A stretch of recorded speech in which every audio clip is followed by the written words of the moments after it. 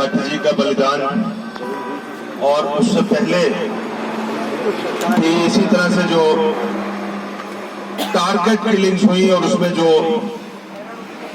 हमारे भाई बहन शहीद हुए, उनको नमन करते हुए और उनके परिवारों का जो दर्द है उसको पूरी तरह से समझते हुए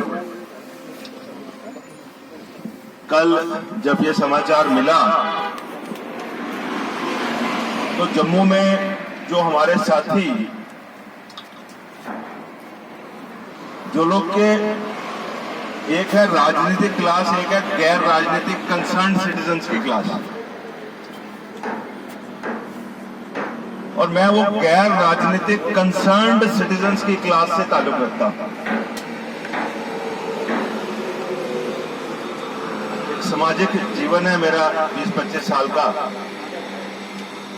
राष्ट्रहित की, हिंदुओं की बात मैं खुल करके करता हूं, लेकिन कभी मैं चुनाव लड़ने नहीं गया और ना ही मेरा कोई ऐसा एजेंडा है। जो मन का शौक है मैं वही पूरा करता हूं। मैं भारतीय जनता पार्टी में भी जाकर के कोई उनका state office bearer, minister, MLA कुछ भी बन सकता था, लेकिन मैंने समाज में हिंदुत्व को आगे बढ़ाना है, वो वाला मार्ग चुना हुआ है और मैं उसी पे हूं। और उस क्लास के साथ, उस तरह के साथियों के साथ जब चर्चा शुरू हुई, जब ये समाचार मिला, मेरा फोन इधर ही है। जिस वक्त तक टीवी में न्यूज नहीं चली थी तो आप जैसे किसी सज्जन ने टेलीफोन किया कि इस तरह से ये बात हुई है, मैंने उस फोन में से, अभी टीवी में न्यूज नहीं आई थी, तो मैंने दिल्ली में अपने किसी संगठन के अधिकारी को मैसेज किया कि अभी अभी मुझे समाचार मिला है कि ऐसे इस जगह पे एक अटैक हुआ है और वहां पे एक हमारा साथी जो है वो घायल हो गया है। अभी पहले वो न्यूज आई थी कि घायल हो गया, वो बड़ा दर्दनाक है। ऐसे मैंने छोटा सा मैसेज लिखा। जब तक मैसेज लिखता हूँ तो 5-7 मिनट के बाद दिल्ली से टेलीफोन आ गया कि उन्होंने कहा कि वो टेलीविजन पे हेडलाइन चल पड़ी है कि वो उनका देहांत हो गया। हम लोग व्यापारी लोग हैं, कुछ ना कुछ अपना बिजनेस करते हैं रोजी रोटी के लिए। तकरीबन हम में से कोई सरकारी मुलाजम नहीं है, और हम वो लोग हैं जब 89-90 में यहाँ से फोर्स्ड एक्सोडस आपके परिवारों का हुआ तो गीता भवन परेड में ट्रक में से जो थोड़ा बहुत सामान, कोई चारपाइयाँ और कुर्सियाँ थी, वो अपने हाथों से उतारा हुआ।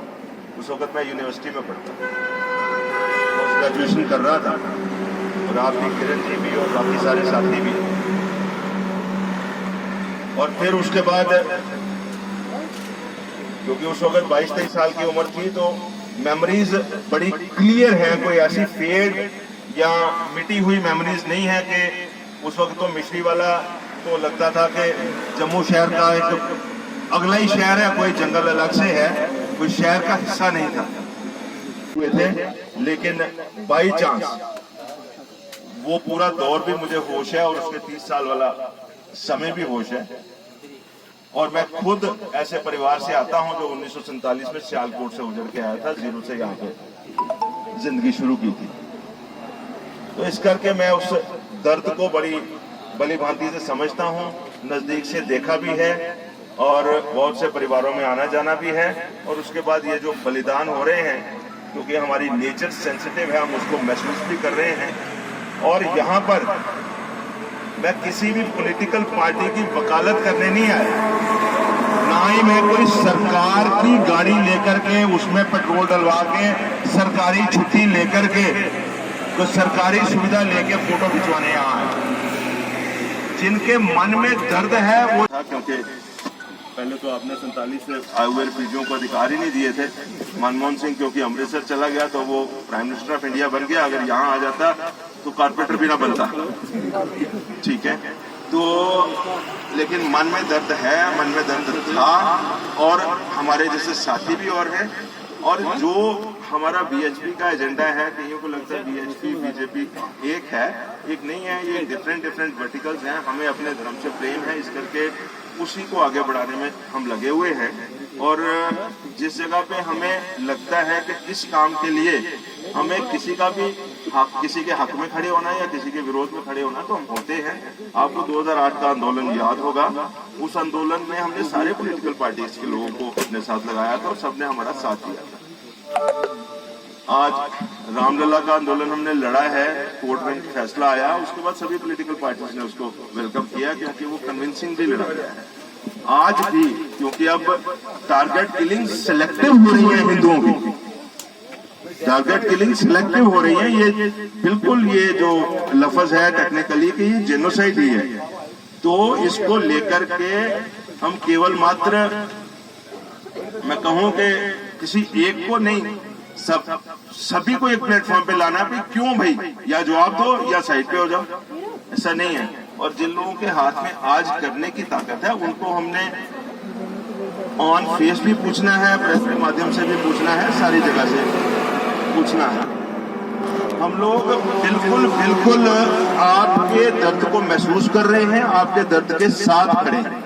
और कुछ चीजें जैसे यहाँ साथियों ने बैठने से पहले भी बताई, यहाँ भी बताई कि कैंप्स के अंदर की जो इनह्यूमन कंडीशंस हैं और बाकी सारी चीजें हैं, वो तो मैं समझता हूँ कि एक एडिशनल प्रॉब्लम है। जो बेसिक प्रॉब्लम है कि आज हम 80 लोग, 100 लोग, 150 लोग बैठे हैं, कल हम 149 रह जाते हैं। जब तक वो प्रॉब्लम एड्रेस नहीं होगी, तब तक बाकी सारी प्रॉब्लम छोटी छोटी। तो एक तो वो प्रॉब्लम भी एड्रेस करानी है, दूसरा अपने आप को मजबूत भी करना है, और तीसरा इनको संदेश भी देना है कि ऐसी चीजों का रिएक्शन यहाँ से बाहर भी हो सकता है। यही तीनों बातें, और इसके साथ ये जो जितने भी पॉइंट्स आपने नोट किए हैं, मैं आपको ये एश्योर कर सकता हूँ कि मैं इनको, अगर मैं सुमाटो अपनी टीम के साथ जम्मू से चल के आपके पास आ सकता हूँ, मेरा कोई उस तरह से जान पहचान नहीं है, इंसानियत की जान पहचान है। आप में से कई लोग होंगे जम्मू में किसी ना किसी बैठक मीटिंग में मुझे मिले होंगे, लेकिन किसी ने न्योता नहीं दिया है।